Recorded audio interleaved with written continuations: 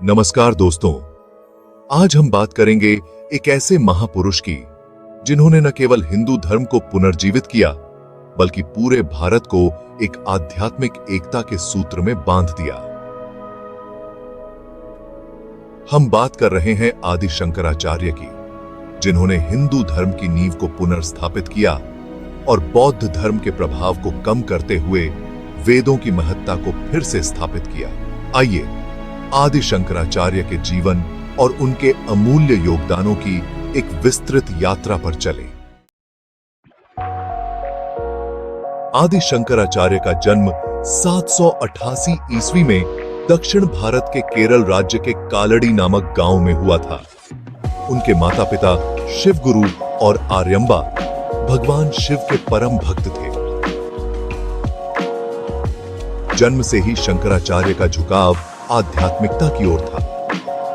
मात्र 8 वर्ष की आयु में ही उन्होंने संन्यास लेने का निश्चय कर लिया था। शंकराचार्य ने अपने गुरु गोविंद भगवत पाद से अद्वैत वेदांत की शिक्षा प्राप्त की, जो अद्वैत अर्थात एकत्व की अवधारणा पर आधारित है। उनका जीवन इस विचार के प्रसार और सत्य की खोज के लिए समर्पित था।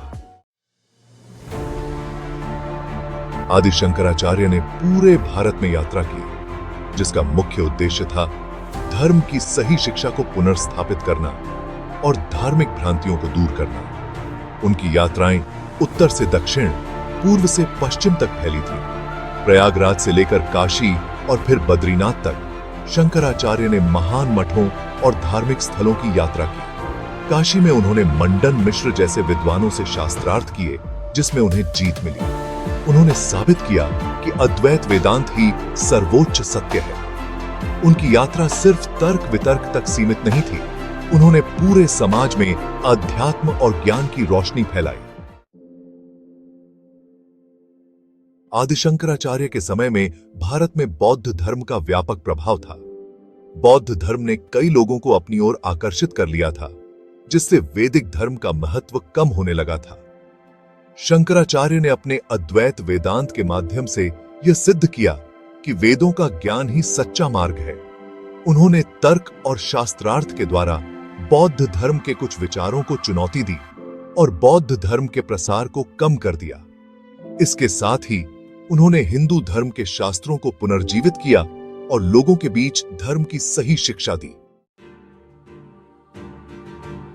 शंकराचार्य ने भारत के 4 कोनों में 4 मठों की स्थापना की, जिन्हें शंकराचार्य के शिष्य आगे चलाकर पूरे भारत में धार्मिक एकता का प्रतीक बने। ये मठ थे: पहला, उत्तर में ज्योतिर्मठ, उत्तराखंड में बद्रीनाथ के पास। दूसरा, दक्षिण में श्रृंगेरी मठ, कर्नाटक में।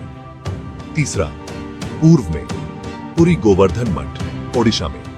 और चौथा, पश्चिम में द्वारका शारदा मठ, गुजरात में द्वारका के पास। इन मठों का मुख्य उद्देश्य था वैदिक ज्ञान का प्रसार और धार्मिक एकता को बनाए रखना। उन्होंने अपने 4 प्रमुख शिष्यों को इन मठों का नेतृत्व सौंपा, ताकि धर्म का सही मार्गदर्शन हो सके और वेदों की शिक्षाएं जन जन तक पहुंचे। आदि शंकराचार्य ने अद्वैत वेदांत की अवधारणा को बड़े पैमाने पर प्रचारित किया। उनके अनुसार ब्रह्म और आत्मा एक हैं और इस जगत में जो कुछ भी हमें भिन्न प्रतीत होता है वह एक माया, आभास है। उन्होंने यह सिखाया कि आत्मा का असली स्वरूप निराकार, अनंत और शुद्ध है। अद्वैत वेदांत ने आत्मज्ञान की अवधारणा को सशक्त किया और यह समझाया कि मोक्ष की प्राप्ति तभी संभव है जब व्यक्ति इस अद्वैत सत्य को समझ लेता है। आदि शंकराचार्य ने कई महत्वपूर्ण ग्रंथों की रचना की, जिनमें से कुछ प्रमुख हैं। पहला, भाष्य। उन्होंने उपनिषदों, भगवद गीता और ब्रह्म सूत्र पर भाष्य लिखे। ये व्याख्याएं आज भी वेदांत दर्शन के प्रमुख स्रोत मानी जाती हैं। दूसरा, प्रकरण ग्रंथ। उन्होंने विवेक चूड़ामणि जैसे ग्रंथों की रचना की, जो आत्मज्ञान के मार्गदर्शन के लिए माने जाते हैं। तीसरा, स्तोत्रम। शंकराचार्य ने कई भक्ति स्तोत्रों की भी रचना की, जिनमें शिवानंद लहरी, सौंदर्य लहरी और कनकधारा स्तोत्रम प्रमुख हैं। आदि शंकराचार्य का जीवन मात्र 32 वर्षों का था, लेकिन इतने कम समय में उन्होंने जो योगदान दिया वह अनंत काल तक हमारे दिलों और धर्म में जीवित रहेगा। उन्होंने न केवल हिंदू धर्म की रक्षा की, बल्कि इसे पुनर्जीवित किया और धर्म को तर्क और अध्यात्म के स्तर पर एक नई ऊंचाई दी। उनकी शिक्षाएं और उनके द्वारा स्थापित मठ आज भी भारतीय समाज और धार्मिक संरचना का अभिन्न हिस्सा हैं।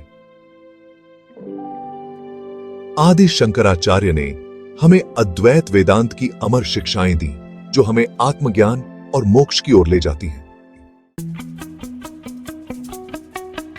दोस्तों, अगर आपको यह वीडियो जानकारीपूर्ण लगी हो तो इसे लाइक और शेयर जरूर करें।